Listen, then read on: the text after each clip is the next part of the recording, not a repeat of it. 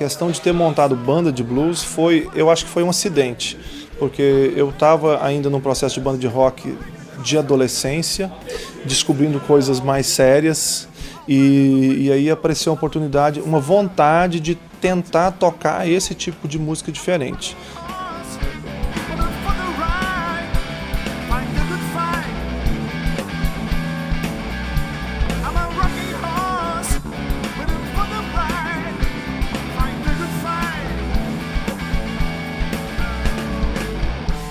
Essa época eu já estava escutando muito rock and roll, sempre escutei muita coisa mais antiga. Eu ainda brinco com a minha esposa.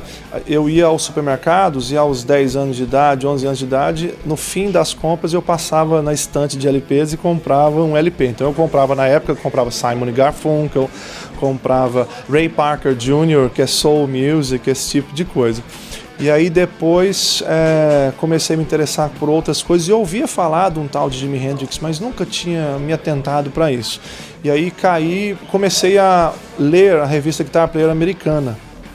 E aí tinha em 87, 88, tinha uma Guitar Player que veio com a capa de Steve Vai. Na época tinha feito o filme Crossroads, que é muito legal e tal, enigmático, e blues, e Pacto com o Diabo, Robert Johnson, coisa e tal. Na época apareceram os CDs. Eu estudava na Escola Técnica Federal e ouvi um boato que tinha um cara no setor Coimbra que tinha um aparelho de CD player. Ele tinha um CD player. Aí saí do setor Pedro do Vico, pegamos um ônibus, fomos procurar a casa desse cara para poder ver o aparelho de CD. E o cara tinha um CD, disse que parece que era um tal de Steve, não sei o quê, e eu pensei que era o Steve Vai, que eu tinha visto na Guitar Player. Chego lá, era o Steve Ray Vaughan, primeiro disco dele, Texas Flood. E quando eu ouvi aquele disco, minha vida mudou.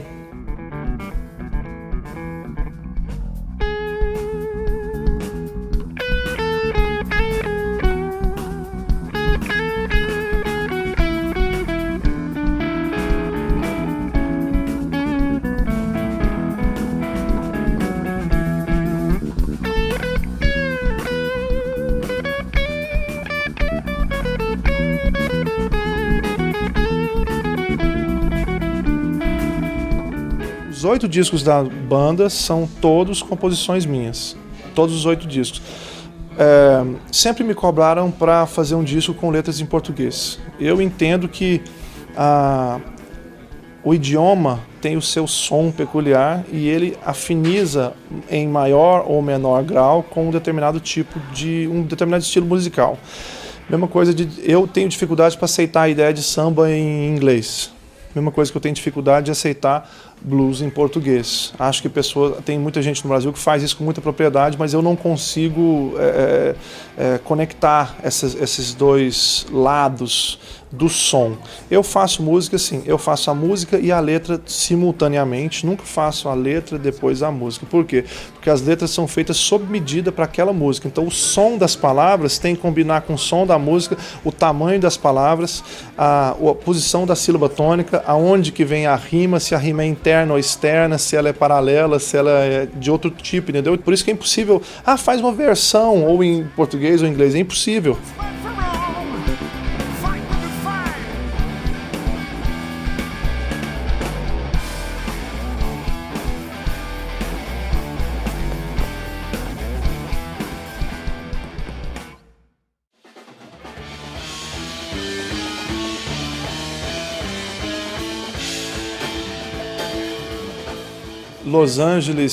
Los Angeles e Grammy foi uma história bem bizarra. E foi num centro de convenções no pé do Morro de Hollywood. Do lugar onde eu estava tocando, eu via o letreiro de Hollywood enorme, pertinho, assim. Então era meio bizarro, né? Aí você pensava, mas gente, eu sou de Goiânia. Aí descia do palco, mas de onde vocês são? Eu sou de Goiânia. Ah, da Guiana, é por isso que vocês estão aqui. O Grammy Latino, não é Guiana, é Goiânia, é uma cidade em Goiânia. E no Brasil, mas a capital do Brasil não é o Rio de Janeiro? Não, a capital do Brasil é Brasília, Goiânia fica perto, entendeu? Então foi muito bizarro. Quem são esses caras?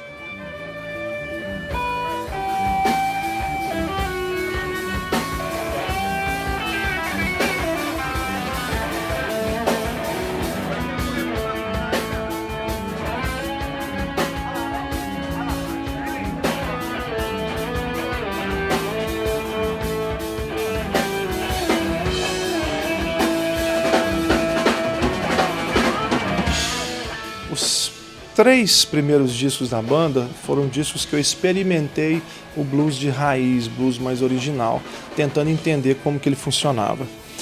A partir daí eu fui voltando pro rock, mas eu fui voltando pro rock entendendo o que era a influência do blues dentro do rock. E isso fez toda a diferença. Então eu digo que, por isso que eu digo que na verdade, eu acho que a banda na verdade é de rock, não é de blues, mas é de rock com base em blues. Mas agora eu posso dizer isso porque eu experimentei durante tanto tempo e ouço isso, mas não tem como eu dizer que eu não ouço Led Zeppelin. Mas Led Zeppelin é uma banda de blues. Não tem como eu não dizer que eu dizer que eu não ouço Deep Purple, porque Deep Purple é uma banda de blues no meu entendimento, e Free, e Lynyrd Skynyrd, e tantas outras bandas. Então, na verdade, o blues é muito mais forte do que as pessoas acham. E hoje, The Not Yet, que não é mais Famous Blues Band, exatamente porque eu queria ficar livre desse acrônimo de banda de blues, mas eu não me considero banda de blues, porque eu não fico só tocando dan dan dan dan, Gypsy Woman Told My Mother. É uma coisa diferente, e eu tenho uma raiz diferente, então eu não posso ficar negando isso eternamente, de eterno, né? Eu acho que a banda hoje é uma banda, eu acho que é uma banda de rock, nascida no blues.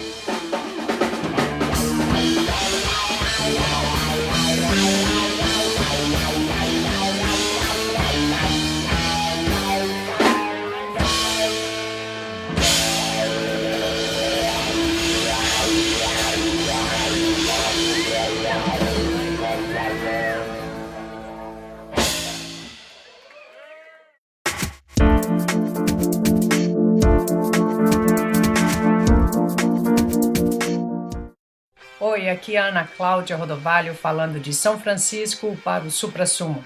A minha dica de hoje para você que vem a São Francisco é visitar a Academia de Ciências, the California Academy of Science, que fica localizada no Parque Golden Gate e fica aberta todos os dias das 9h30 da manhã até as 5 da tarde.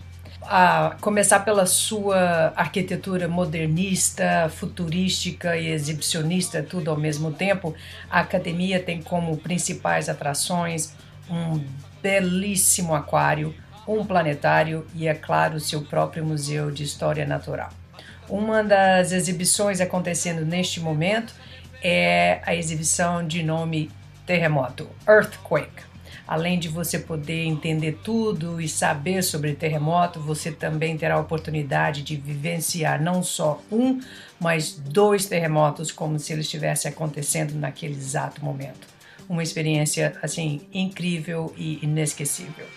Essa é a minha dica de hoje do que está acontecendo aqui em São Francisco para o Suprassumo.